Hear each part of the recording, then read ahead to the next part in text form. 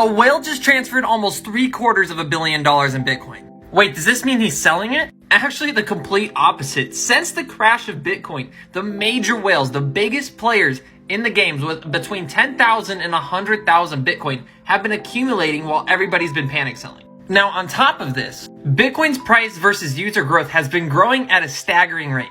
Over 1.2 million users were added in just the last 30 days, and this does not include off-chain users on exchanges. Okay, so why does this matter? It's because the demand for Bitcoin is now here with adoption. And with almost 24 Bitcoin ETFs now piled up on the SEC's desk, Gary Gensler the SEC chairman came out at the Aspen Security Forum and mentioned that they are looking to approve a Bitcoin ETF very, very soon. On top of that, very, very soon, every single user on Twitter may be connected to a Bitcoin Lightning Network wallet, which is approximately 206 million users. But the biggest adoptions coming from our banks, where over 55% of the top 100 world banks now adopt and actually allow the exposure to Bitcoin and other crypto assets. Not to mention El Salvador and all these other countries following their footstep, from Paraguay to Uruguay to Argentina, all looking to pass legislation for Bitcoin.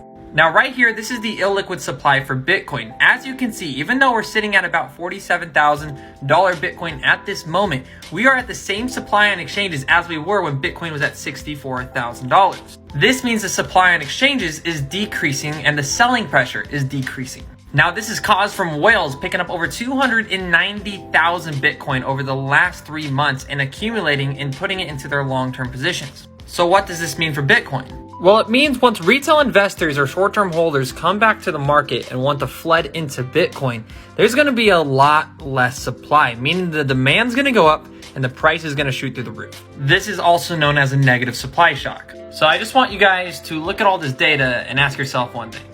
Is it worth it to try to time the market? Or is it worth it to have just time in the market, meaning dollar cost average throughout time? Because the adoptions here, guys, this is not like any other cycle. We have institutional adoptions, financial institutions now buying into crypto and offering it to their clients. If an ETF is launched, asset managers are going to be opening that up to millions of users and trillions of dollars. And on top of it, we have countries now adopting Bitcoin as legal tender.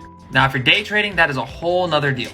I just want anybody that's watching this that has never taken a step into the crypto space or has been only investing in shitcoins to wake up and realize there's a lot more to this. Don't get left behind.